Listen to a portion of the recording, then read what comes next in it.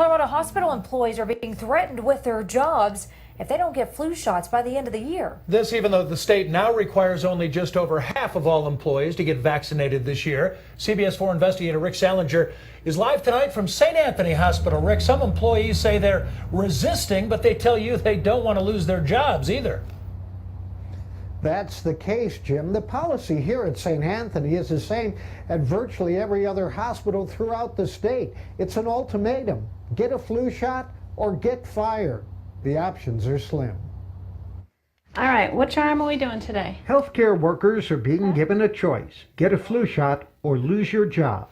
I don't want to get the flu shot, and to me it seems like I'm being forced into putting a virus in my body that I object to. Relax it. The new state health regulations require flu shots for all healthcare workers to be phased in over several years. Only 60% are required now. Relax your shoulder. I can't relax. But almost all Colorado hospitals, like here at Exempla Lutheran, are making the vaccinations mandatory. What happens when they say, I'm not going to do it, and you show them the policy? Everybody seems to have been fairly compliant. At Exempla, if you refuse, you can be suspended. At Denver Health, Centura Hospitals, as well as Banner Health, if you don't get a flu shot by the end of the year, you will be suspended, then fired. Stephen Summer is the head of the association that represents Colorado hospitals. Is it fair to threaten an employee with the loss of their job? We need to have a workforce available when the public needs it if they're sick. I think people choose to work in a hospital. Hold on just a moment. The only way to avoid the flu shot requirement is for medical reasons. Then, healthcare workers are required to wear masks. Not fair, according to Teresa Wrangham of the National Vaccine Information Center. We really do need for health care workers and everyone to be able to say the risk is too unknown, or the risks that are there are not ones that I'm comfortable taking, and I'm going to decline taking that vaccination. To me, it's against your civil rights, but I should have a choice of whether to take the shot or wear a mask. The state health department says if the hospitals want to go beyond the current requirement, that's up to them. The hospitals say all this is for the good of their patients, employees, and the general public. Live in Lakewood, Rick Salinger, CBS 4 News.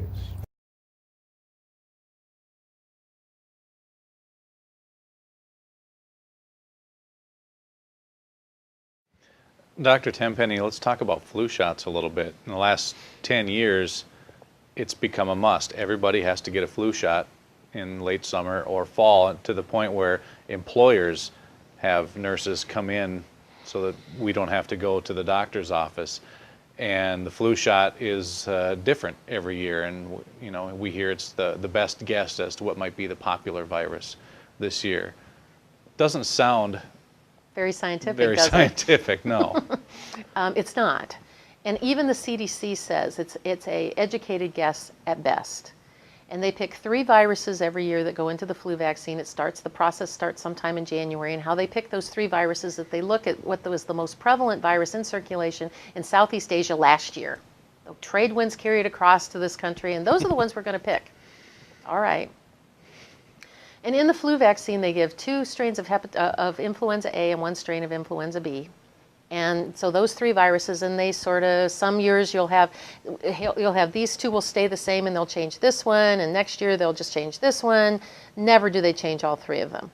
Which again, why do you have to get it every year if you just got that one last year? The U.S. government is the largest purchaser of vaccines in the world. They spend more money purchasing and developing vaccines than any other country. The U.S. government. The Center for Disease Control, the CDC's annual budget, more than 32% of their entire budget is on vaccines, and a big portion of that is on flu shots. And it's interesting to me how they don't seem to know the science when it's out there. There have been very large epidemiological studies that have done by a group called the Cochrane Collaboration. They are a scientific think tank group that what they do is they do a review of a literature in a silo of information, which means when they reviewed the flu shots, they looked at every single study that had ever been published about influenza vaccines, including 17 studies they translated from Russian. I mean, just to be totally complete, they looked at all of it. And after they did, and they've done this twice, they did it in 2004 and they did it again in 2006. And both of those reviews came to the same conclusion, was that looking at all of the information, that marketing of influenza was a much more successful thing than actual protection of the vaccine. And they found that in all three populations that are now getting the vaccine, the flu shots, infants that's starting at 6 months of age and little kids, the young population, the middle-aged adults that ostensibly have to get it to keep them from getting sick so they don't miss work, and the geriatric population. In all three of those populations, they found that the flu shot was no more effective at keeping you from getting the flu than a placebo, than a sugar pill. But yet, many people are injured by that vaccine. At least 70 people a year can contract Guillain-Barré syndrome, which is a permanent paralysis. It can cause a permanent disability in the arm. It can cause seizure disorders. It can cause a litany of types of health problems that employers are unaware of. They look at flu shots like it's a vitamin shot. Like, come on in, it's good for you. Come in to CVS and get your shot, because it's like coming in and getting a B12 shot or something that's going to boost you up and make you better. And nothing could be farther from the truth. Doctor, I wish could have been around you a couple years ago when H1N1 was coming out. That got to the point where we would watch the local news and find out where we could finally get our shot. There were no shots available here. Let's wait next week. You'd go at the local college, and people would line up for hours on end to get these shots. No doubt something else is going to pop up in the next couple of years that is going to lead to the same thing. But that, that was going to be a pandemic, and nothing ever really came of all of that. Oh, gosh. We had SARS, we had bird flu, then we had another round of swine flu. We're going to have bunny flu next. I mean, who knows? And so it's going to keep recycling. But what those two big pushes were for in 2005, the bird flu and then swine flu again, was the $7.2 billion that George Bush gave to Novartis to develop their new flu shot factories. And then when swine flu came along, it was the rest of the money that the government gave them to build new flu shot factories. That's all it was, really, at the end of the day, when you pull back the curtain and see what's back there, was because how flu shots are manufactured are in eggs. It's a very labor-intensive, time-intensive, expensive process that they take an egg and they literally pick a little top off the shell and they inject some viruses in there, and then the virus grows in the egg for 11 days. They centrifuge off the virus and supposedly separate the virus from the egg, which doesn't all get separated, and then they get viruses that come out of the egg, and that ends up in the flu shot. And that's how flu shots are made. Very expensive, time, labor-intensive. Well, now they're going to a new type of technology called a cell line technology. And they're using dog kidney cells, they're using caterpillar egg cells. And what they do with that is there's a big vat of these cells, and they inject the viruses in there. And so then they can harvest flu vaccine every 6 to 8 weeks. With the egg process, you had one flu shot season per year because it was very time and expensive technology.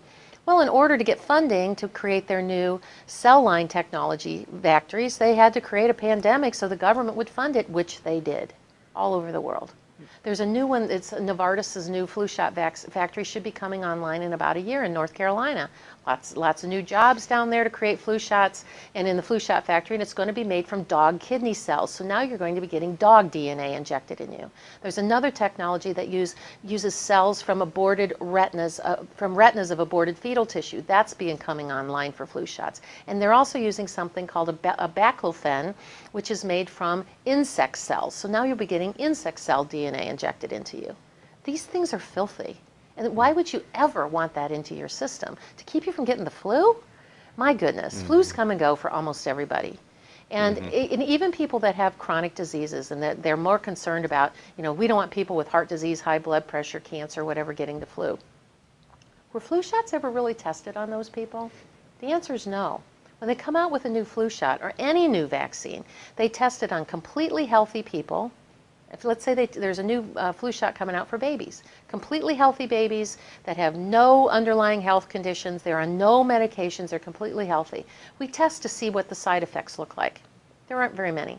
Oh, now it's approved. Who gets those shots? The kids with asthma, allergies, seizure disorders, cancer, leukemia. That's a new population for which those vaccines have